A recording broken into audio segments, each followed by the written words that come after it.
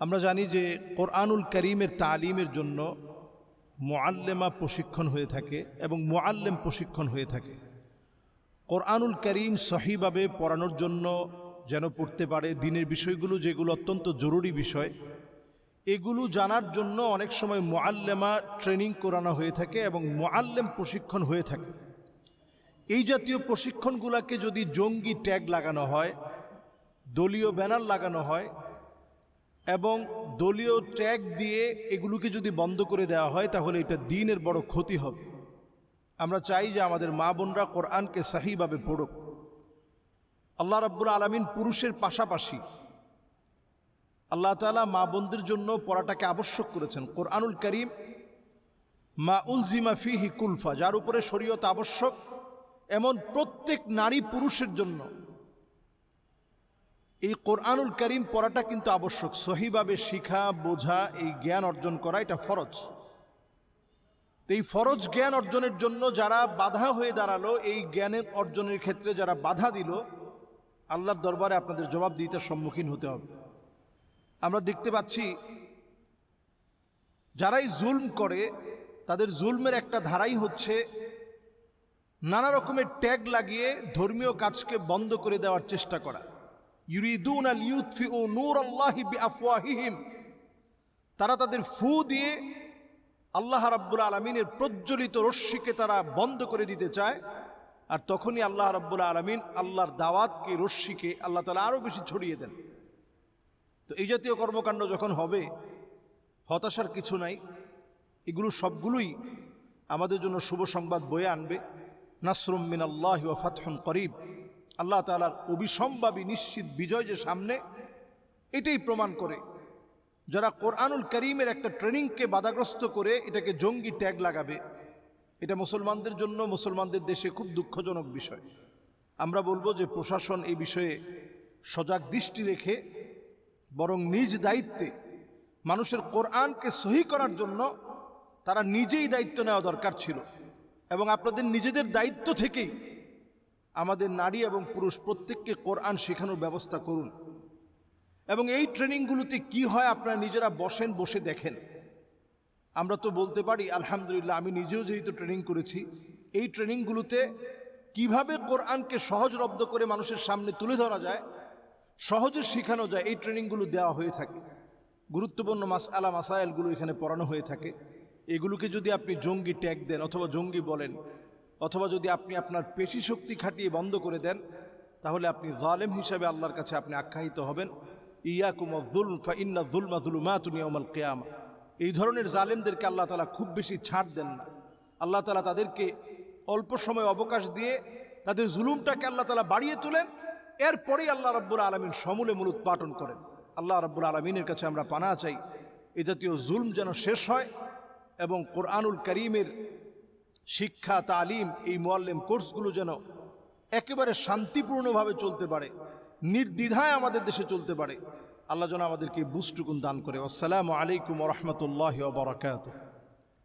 আমরা ইদানিং দেখেছি যে একটা শিশু বাচ্চার পা পর্যন্ত মুচকে দেওয়া হচ্ছে। যদিও ইস্যুটা পারিবারিকভাবে বলতেছে যে ভুল বোঝাবুঝি হয়েছিল, আচ্ছা ঠিক আছে, অসুবিধা নেই, কিন্তু এই ঘটনাটি আমরা দেখার পর সোশ্যাল মিডিয়াতে এতটাই ভাইরাল হয়েছে এবং আমাদের প্রত্যেকের দিলের ভিতরে দাগ কাটছে। প্রত্যেকটা মানুষের দিলের ভিতরে দাগ কেটেছে। একটা নিষ্পাপ বেহেশতি মাসুম বাচ্চা, যার কোনো অপরাধের অধ্যায় এখনো শুরুই হয়নি, যেই বাচ্চা মনের ভাব প্রকাশ করতে পারে না, কথা বলতে পারে না, এমন একটা বাচ্চার পা মুচকে দেওয়া। আমরা দিন দিন নরপিশাচ হয়ে যাচ্ছি। আমরা মানুষ হওয়ার পরেও দিন দিন আমরা অমানুষ হয়ে যাচ্ছি। মানুষের ভিতরে মানবিকতা একেবারে লোপ পেয়ে যাচ্ছে। আমরা এই সমাজের ভিতরে দেখতে পাচ্ছি শিক্ষক হয়ে ছাত্রদের সঙ্গে যে ধরনের আচরণ করা দরকার, এই আচরণটা অনেক জায়গায় হচ্ছে না। আবার ছাত্ররা এতটা অমানবিক হচ্ছে, শিক্ষকের গায়ে হাত তুলছে। গতকাল এই ভিডিও ভাইরাল হয়েছে, আপনারা দেখেছেন নিশ্চয়ই, যে শিক্ষকের গায়ে গিয়ে হাত তুলেছে। এর আগে দেখলাম কিছুদিন আগে যে সন্তানকে হয়তো ম্যাডাম একটা থাপ্পড় মেরেছে, গার্জিয়ান গিয়ে ম্যাডামকে গায়ে হাত তুলতেছে। তো এই যে একটা অবস্থা আমাদের সমাজের, সামাজিক যে একটা অসঙ্গতি,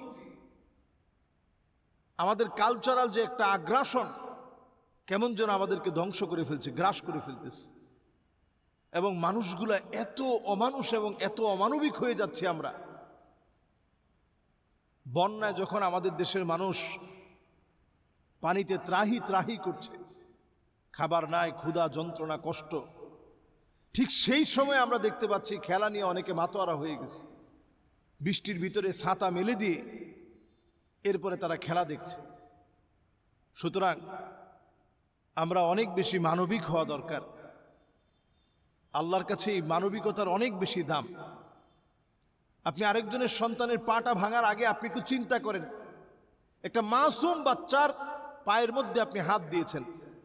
ইন্না মিন আবাররিল বীর আইয়ুদখিলা সুরুর ফি কলবি আহাদিকুম। সবচেয়ে বড় মনুষ্যত্বের কাজ হচ্ছে একজন মানুষকে খুশি করা। একটা মাসুম বাচ্চাকে আপনি খুশি করতে পারলে কত সওয়াবের কাজ। তাকে সঙ্গ দিয়ে যদি তাকে খুশি করতে পারেন, কত সওয়াবের কাজ। সেটা না করে বরং আমরা কিভাবে একটা মাসুম বাচ্চারে কষ্ট দেওয়া যায়, কিভাবে একটা মাসুম বাচ্চার ক্ষতি করা যায়, আমরা এই চিন্তা করি। এজন্য আল্লাহর কাছে পানাহ চান। এই সময় আমাদের অনেকেরই এত বেশি মোবাইল দেখার কারণে আমরা সবাই অ্যাগ্রেসিভ হয়ে যাচ্ছি এবং আমরা কেমন যেন অপরাধগুলো শিখছি, নতুন নতুন কৌশলগুলো শিখতেছি আরো কিভাবে অপরাধ করা যায়। আল্লাহর কাছে এই সময়টা পানাহ চাওয়ার সময়। চতুর্দিকে আল্লাহ তাআলা আযাব গজব দিয়ে পাকড়াও করা শুরু করে দিয়েছে। এই সময় আল্লাহর দিকে আসেন এবং যেই শিশুর সঙ্গে এমন অমানবিক আচরণ করা হয়েছে, আমরা তার পক্ষ হয়ে বলতে চাই এ জাতীয় ঘটনা যেন আর না ঘটে। এজন্য এটার ব্যাপারেও আইনানুগ ব্যবস্থা নেওয়া উচিত। যদিও পরিবার এটাকে মেনে নিয়েছে, সমাধান তারা করেছে, কিন্তু আমরা চাচ্ছি এ জাতীয় ঘটনা যেন আর না ঘটে। কারো সন্তান যেন কোনোভাবেই আরেকজনের দ্বারা ক্ষতিগ্রস্ত না হয়। এবং ছোটবেলাতে বাচ্চারা এই অধিকারটুকুন মা বাবার কাছে প্রাপ্য অধিকার, তার এই অধিকারটা আমরা নিশ্চিত করার চেষ্টা করি। আল্লাহ আমাদেরকে বোঝার তৌফিক দান করুক।